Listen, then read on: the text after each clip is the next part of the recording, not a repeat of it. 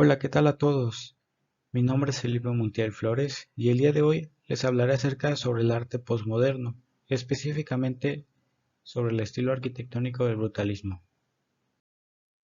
A manera de introducción, cuando hablamos del brutalismo en arquitectura, nos referimos a un diseño brutal, poco elaborado, a manera de monumento. El brutalismo parte de la expresión de los materiales en manera bruta y esta denominación la recibe gracias a Le Corbusier, que fue su creador. Para saber un poco más del brutalismo y esos antecedentes que le preceden, esto fue que se desarrolló sobre todo entre las décadas de los años 50 a los 70 del siglo pasado. Derivaba de un movimiento moderno del racionalismo y funcionalismo. Fue una alternativa radical a la necesidad de edificios y viviendas que acababa de transcurrir durante la Segunda Guerra Mundial y la necesidad de reconstruir en Europa. Estos edificios se emplearon porque fueron fáciles de su construcción y un costo quizás un poco bajo. Su origen está en dos palabras francesas: béton, que significa hormigón, y cru, crudo. Hormigón crudo, que forma esta palabra. Este fue su material principal, el preferido para esta construcción, sobre todo al final de la Segunda Guerra Mundial. También en 1953 el arquitecto británico Rainer Banham lo convierte en un término utilizado como un estilo arquitectónico brutalism en idioma inglés. Y estos arquitectos, que fueron Le Corbusier, Eero Saarinen y Peter Smithson, fueron sus líderes, que son los que se logran observar en esta diapositiva. Ahora sí podemos entrar de lleno. ¿Qué es el brutalismo? Si bien el brutalismo es un estilo arquitectónico cuyas construcciones hacen gala de un aspecto inconfundible, es conocido como la arquitectura que apostaba a mostrar los materiales a su expresión de manera bruta, trasladando a los edificios esa sensación de grandeza típica de este estilo.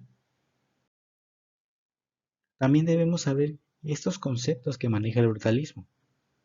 Si bien es cierto, son edificios cúbicos con una geometría repetitiva y líneas rectas, con una utilización básica del hormigón y dejando a un lado casi en absoluto la ornamentación y la decoración.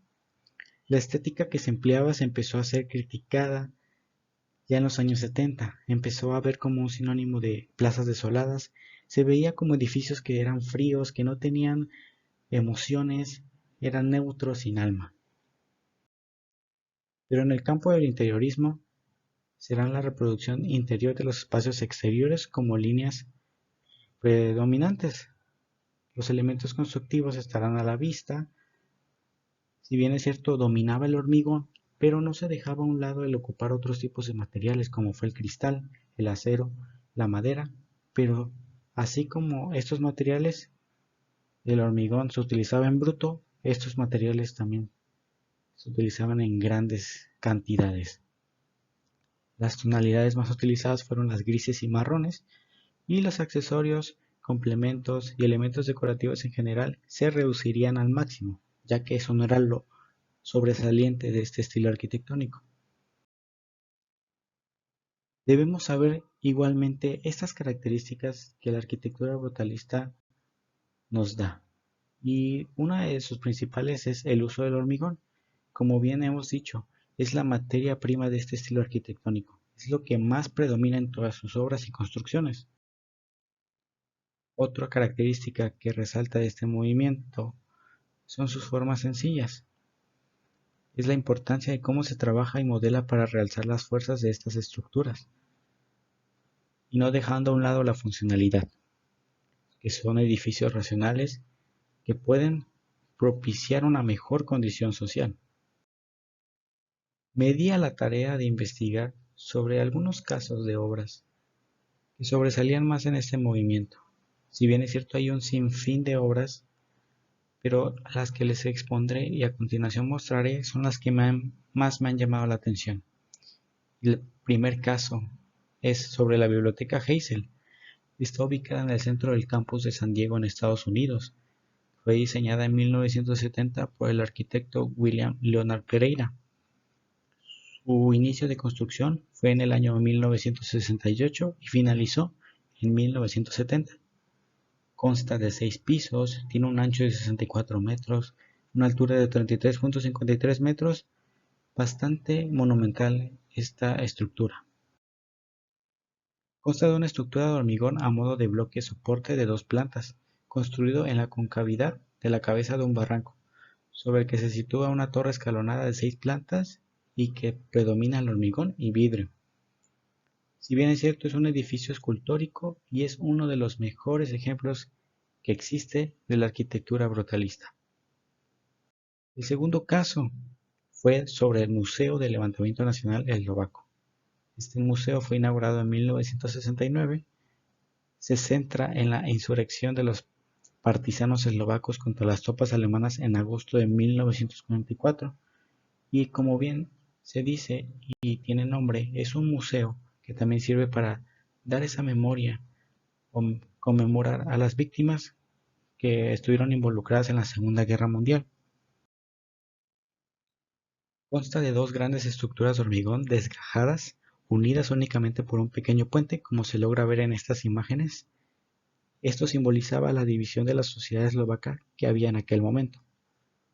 Sus criterios museísticos siguen siendo los tradicionales, es decir, dentro de este museo aún se conservan vitrinas rebosantes de objetos de aquel tiempo y largados listados de información anexa que ocurrió en aquel momento.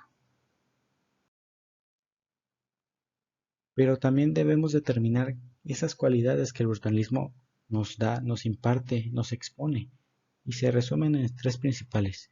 La primera, que es la legibilidad formal del proyecto; la segunda, la exposición clara de la estructura y valoración de los materiales por sus cualidades inherentes. Esto lo caracteriza a un nuevo brutalismo, tanto en arquitectura como en pintura. Su objetivo principal siempre ha sido la brutalidad, lo monumental en ello, en las obras, pinturas, esculturas, etc. Pero ¿por qué es importante el brutalismo? ¿Cuál es su importancia? El brutalismo se convirtió en un estilo popular durante la década de los 60, a medida que la austeridad de los años 50 dio paso al dinamismo y a la confianza en sí mismo. Este tipo de estilo arquitectónico se usa comúnmente para proyectos educativos, tales como universidades, aparcamientos, centros comerciales, bibliotecas, museos, etc. Y es reconocible por la importancia de los materiales de construcción básicos, especialmente el concreto. Ahora bien, el brutalismo hoy en día ha tomado mucho auge. Hay un dicho popular que se dice que las modas siempre vuelven, y el brutalismo no se queda atrás. En los últimos 5 años ha aparecido un nuevo aprecio por el brutalismo. Incluso se están construyendo nuevos proyectos brutalistas con distintos volúmenes de hormigón monumentales. Los edificios brutalistas, si bien es cierto, son caros de mantener y difíciles de construir o destruir. No pueden ser remodelados o modificados fácilmente, ya que al momento que se empieza a construir, nunca o casi nunca tienen cambios estos edificios. Tal vez esta corriente se ha puesto de moda de nuevo porque la permanencia es particularmente atractiva en este mundo que tenemos, un mundo caótico. Y a manera de conclusión, si bien es cierto el brutalismo sigue teniendo vigencia a pesar de las críticas que ha recibido y seguirá recibiendo, pero es un estilo indicado para personas que le gustan los ambientes llenos de gris, marrón y sobre todo gente que le encanta o le apasiona esos estilos industriales, esos estilos monumentales y de grandeza, además de contribuir a retomar el debate dentro de la cultura arquitectónica de la posguerra. Infundió un nuevo arte y esto nos da la posibilidad de continuar el desarrollo de auténticos principios que fueron dados en la arquitectura moderna. Y bien, estas son las referencias bibliográficas del cual saqué la información que se expuso en esta presentación. Y de mi parte esto sería todo. Espero haya sido de su agrado. Nos vemos en la próxima.